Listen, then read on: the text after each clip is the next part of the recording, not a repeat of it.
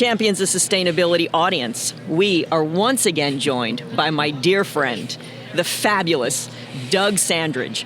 Doug and I met last year at this very conference. We are at NAPE Expo here in the great city of Houston, Texas. Doug, welcome back to the show. Thank you. And you're not going to tell the rest of the story how we met last year? Oh, that I attacked you in the middle of the... I was wearing a oil and gas executives for nuclear shirt, and I was walking around looking for somebody, and you saw me, and you grabbed me and said, "This is somebody I need to know." And you are the executive director of Oil and Gas Executives for Nuclear. That is correct. Now, additionally, you are the senior vice president for Fulcrum Energy Capital Funding, right? That's correct. There. Yes. So, two hats. My day job, where I do legitimate work and earn my living, is in oil and gas, and then my nighttime and weekend avocation is advocating for nuclear energy. So. Wonderful. And so, if my audience will remember, the first time you came on the show was to discuss the what we're thinking about nuclear today. What is new, what's exciting, the importance of nuclear energy in our energy mix for the future. That was a tremendous conversation. And the second time that you came on the show, we discussed a challenge that the Native Americans, the Osage Nation, was facing because NL had come in and put a wind farm on their lands and did not respect the mineral rights that were associated. And while the wind farm was a fantastic contribution to decarbonization, energy future, et cetera, they failed to do things properly. They did, and matter of fact, I ran into several members of the Osage tribe yesterday over at they have a booth, oil and gas booth here. Oh! And we spent probably 2 hours talking about the wind farm issue. So I'm going to go find them. So, audience, you can go back to the show and find those episodes in there. Now, today, this is why today is so much fun, is because you're now back to discuss a topic that marries those two fundamental issues of our Native American heritage and lands, and how we look at that as professionals, as a nation, and the importance of nuclear energy in a state whose population is desperate for better energy, clean, reliable and affordable energy. Yes, exactly. So without further ado, let's jump into the story. You wrote, so ladies and gentlemen, we're going to put links to 2 articles that Doug wrote, and we're going to do article number 1 as part 1, and then we're going to follow up next week with part 2. Okay, perfect. So part 1 starts with the story of, name the Native American tribe. I'm not even I don't want to butcher it in its native language. It's shortened to YTT tribe. And anglicized, Anglos normally call it the Northern Chumash tribe. Okay. And so I'll refer to it as YTT tribe. That's more respectful for the tribe. Okay. But more people would know it as the Northern Chumash tribe, which is located in Central California along the coast in the San Luis Obispo area. So sort of halfway between San Francisco and LA. Beautiful part of the coast, San Luis Obispo, beautiful area. It is. It's very beautiful. So that's the tribe. Now, there were 8 Chumash tribes originally in that area, basically from San Luis Obispo all the way down to LA. Mm-hmm. So there are 7 distinct tribes, and this one is called, we call it the Northern Chumash tribe, or YTT. And of course, the tribe has been there for, anthropologists believe they've probably been there 12 or 13,000 years. Wow. I mean, so they have a long heritage in that area. And of course, about 250 years ago, Spanish explorers Spanish had explored that area 500 years ago. Mm-hmm. But they never really colonized it. They were just kind of coasting along the coast and seeing what was there. But really, 250 years ago, the Spanish decided that was their territory. They were going to colonize it, and they set up presidios, military presidios, and also missions. And of course, the missions were there for the Catholic priests to colonize and Christianize the natives. Okay. And so 250 years ago, the Indians began to be dispossessed of their property. I mean, Yes. they were taken into the missions, farmers and ranchers moved in, miners moved in, and the Indians, eventually, the Indians, first Americans, whatever your preferred term is, they were dispossessed of their land about 250 years ago without compensation, of course, without their consent. And this particular tribe has never had any of its own land since then. They don't have a reservation. They don't have an acre of land that they can call their own. Now, some of the individual members of the tribe own a house or whatever, so they have their own private property. But as a tribe, they don't. They have nothing. They have nothing. They have Okay. nothing. Okay, so that's the background on the tribe. All right, and then I want to reiterate that you can go to the story that we're going to publish in the show notes. Yes. The link to for the full history, which is really very interesting, especially if you like that stuff. Thank you. Yes, Okay. it's kind of interesting because Yeah. some of my friends that write in Substack, they write every day, and they Right. can't write terribly complicated or detailed articles if you're writing every day. That's right. And they often criticize me and say, you should write something that somebody can read in 3 minutes, and you should publish every day. That's how you. And I was like, I prefer the long form. I Yes. prefer to get into the details, and but as it turns out, kind of my readership is that the people who read my Substack, they want more details. They don't want a superficial story. They want the details. But that is why this discussion for me is perfect for my show, because we're not here to be advocating for, we're advocates for the Indians or we're advocates for nuclear. I mean, I know you are an advocate for nuclear. What we're trying to do is we're trying to understand what a situation is and all of the parties that are involved.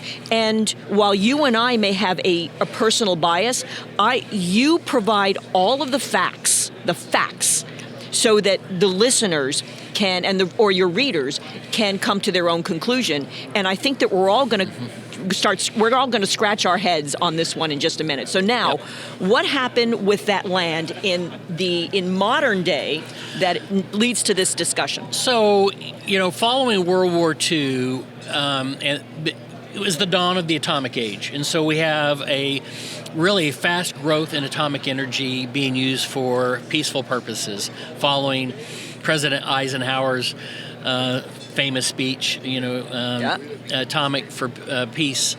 And California was a leader in nuclear development and for a long time. They had a lot of nuclear power plants. They had some research plants there.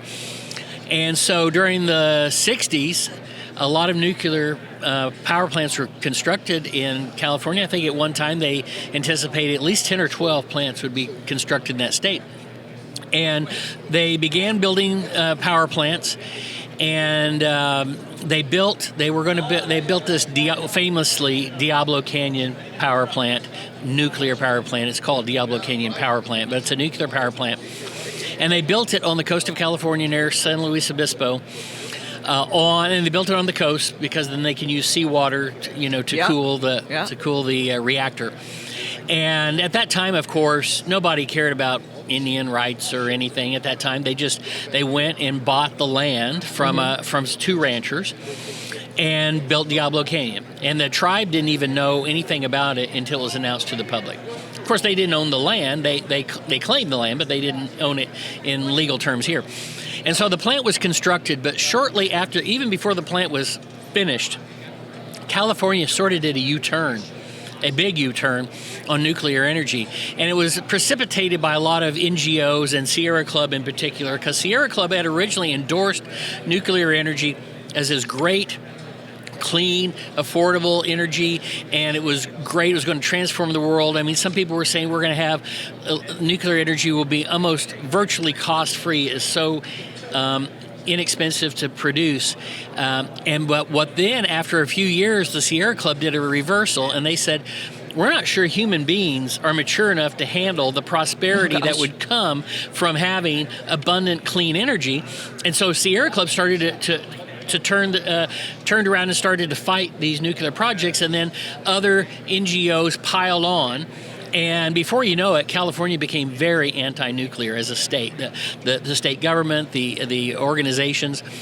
And so they did finish the plant, and it was successful, and it produces clean electricity. In fact, Diablo Canyon today produces, I think, between 9 and 10% of all the electricity in the state of California, that one plant. And 23% of the clean energy, right? In California. Huge impact. So in 2013, under pressure from Sierra Club and other organizations and the public, and public sentiment was against them, they closed San Onofre, which is the only other operating nuclear power station in California. They just shut it down. It was perfectly good, perfectly safe, could have continued running for probably another 20, 40, 60 years. They closed it down under public pressure. And Diablo Canyon remained the only plant that was still operating in California. And eventually in 2016, they succumbed to the pressure. They announced in 2016, I think around April of 2016, they announced that they too were going to close that nuclear power plant, not because it wasn't good and safe and producing clean, affordable, reliable electricity. It was just public pressure. Public pressure, yeah. So this is where the marriage of the two stories comes. Because, here we go. So the YTT tribe, they still have a lot of people that live there. That's their homeland, and the land that Diablo Canyon is located is the site of is right in the heart of their homeland, because most of those villages were right on the coast of California. So there's you can see on the first article a picture of one of the tribal leaders standing next to the site of a village, and right behind it you can see Diablo Canyon is right there. And so they really revere this area. Now the good thing is when Diablo Canyon built this power plant in the 60s, they weren't really sure how much land they needed as a safe area buffer around it. So they bought 2 ranches, and so you've got a power plant that I'm guessing covers 200 or 300 acres on 12,000 acres. Wow, 12,000 acres. And that 12,000 acres is basically undeveloped. So it's pristine California coastline. And YTT native tribal land. That's their land. So the YTT tribe had never really envisioned, getting a big chunk of land or getting the ability to get a reservation or anything like that. But when the plant announced it was going to close down, the tribe says, this might be a unique opportunity for us to get some of this land back. So they went to PG&E and they said, you're going to decommission this plant. Do you want to keep 12,000 acres? And PG&E is, of course, they could use some money. They don't need 12,000 acres if they don't have a plant. They don't even need 12,000 acres with the plant. They just need a small amount. And they said, are you going to keep the acreage? And my understanding is PG&E said, no, we're going to get rid of the land. We don't need the land. And the tribe says, we would like to buy the land from you. Brilliant. They didn't ask for them to give it to them. Don't give it back to us. We'll buy it from you. We'd like to buy this land from you. I'm liking this. This is a win-win perfect situation. YTT tribe gets a sizable amount of land. PG&E gets a big payout. They get, they've got stockholders, they got shareholders, they've got ratepayers who all would benefit from this infusion of cash. PG&E's sort of been beat up the last few years because of wildfires. I believe they've gone through bankruptcy twice. Twice, yeah. And so having an infusion of cash would be good for the company, its shareholders, and its ratepayers. It's good for everyone. So this is. How can you make a better story? No, you can't. Now, how's the tribe going to pay for this? Well, there's so many people. There were some people who believe so strongly for the rights of the tribe that there were benefactors who had stepped up and said, we will finance this. We will get the money. Don't worry about that. We will get the money and make sure that PG&E gets paid so that the tribe does not miss this opportunity. So under perfect circumstances, that's the end of the story. We just go on. Everything's fine. It's a happy ending for everybody. But we know that that's not the end of the story. So what happened? So, of course, there's a lot of people who did not, despite all the anti-nuclear sentiment in California, there's a lot of people, energy-sober people, who realize we really need this power. We need this power not only because California has a shortage of electricity. Huge shortage, yes. But we also are trying to decarbonize. So we're sitting here saying we need to decarbonize, but we're shutting down our largest source of carbon-free electricity in or low carbon electricity in California. And so there's a lot of groups that start to push back.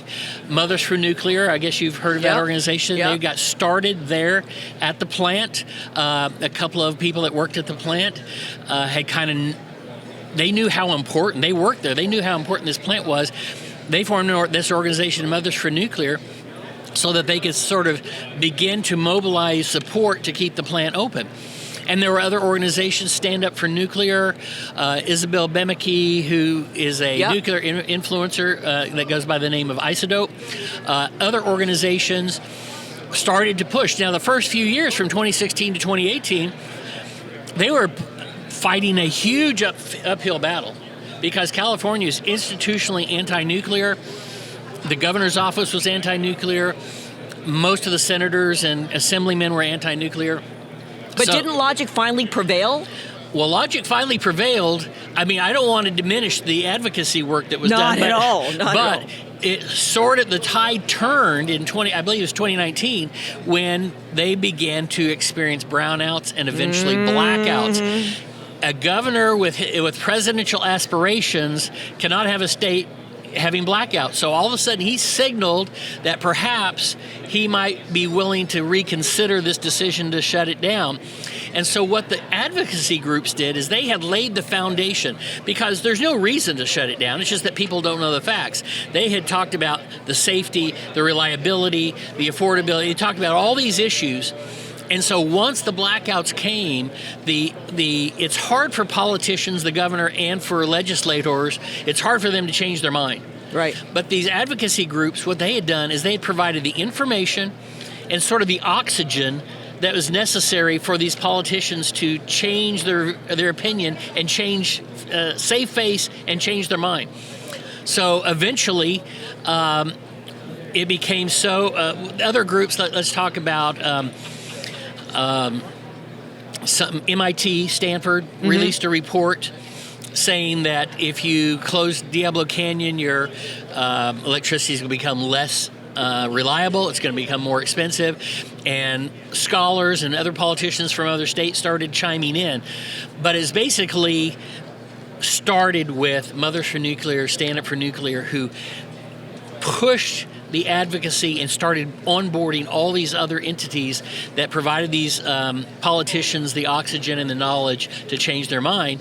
And so in 2022, I believe, September 2022, the California legislature decided to go ahead and allow them to keep it open. Now, So here's what I'm anticipating. So now we've got the nuclear power plant staying open. Yay, because we need it. Yay. But now what I'm worried about is what you're going to say next as far as how does that impact the tribe, because are they now not going to get their land back? That's the big rub. I mean, we're so proud of the tribe for asserting and taking the initiative and getting a deal with PG&E to buy the land. We're also extremely proud of the grassroots advocacy that were done by these great people, well-intentioned. Fabulous story, yes. Unpaid. You got these two stories, and they converge because the saving of Diablo Canyon perhaps imperils the tribe's ability to get their land back. And so that the tribe then says, there's no reason we can't go ahead and get the land now. We could go ahead and buy the land now, finish the deal, and then let you continue operating the power plant on our property in perpetuity, however long, 20 years, 30 years, 50 years. And so it could still be a win-win deal for everyone. Not just win-win. Win-win-win-win-win-win-win. Everybody wins. No, everybody except Sierra Club wins. Everybody but Nature Conservancy. So you can imagine the types, this 12,000 acres of pristine, beautiful, undeveloped coastline in California. Organizations like the Sierra Club and the Nature Conservancy and others, they have been opining for this. They've wanted this for so long that they have so much influence on lawmakers in California that they then convinced the state to basically step in and intervene. And what the state has done is they have passed a bill that says we're going to decide who gets this land, even though it's privately owned by PG&E. PG&E could, at any moment, they could sell this land. It's their land. It's their private property. But they've got to play nice with the state of California. That's the problem, is that PG&E cannot operate in California without being on good terms with California. In fact, they want to renew the license for this plant for another 20 years or more. And in order to get licensed for this plant, you have to have permits from two people. You have to have NRC, Nuclear Regulatory Commission, but you also have a permit from the state of California because they own the rights to the discharge of the water on the coast. So this is what I'm going to do, Doug. Okay. Here we are. We've got the Native American YTT tribe prepared to pay for this land, lease it back to the power company. The power company is prepared to take them up on their offer and to continue to operate and provide clean power to the state of California. We have multiple groups and even a population that is in favor of this and desperate for continued clean energy provided to the state. And I'm going to end this episode with, dun, dun, dun, but is the state going to allow it to happen? We'll find out next week. We'll find out next week. Once again, Doug Sandridge, thank you so very much, and we'll be back next week. It's a pleasure to be here. Thank you. Thanks for listening to OGGN, the world's largest and most listened to podcast network for the oil and energy industry. If you like this show, leave us a review and then go to OGGN.com to learn about all our other shows. And don't forget to sign up for our weekly newsletter. This show has been a production of the Oil and Gas Global Network.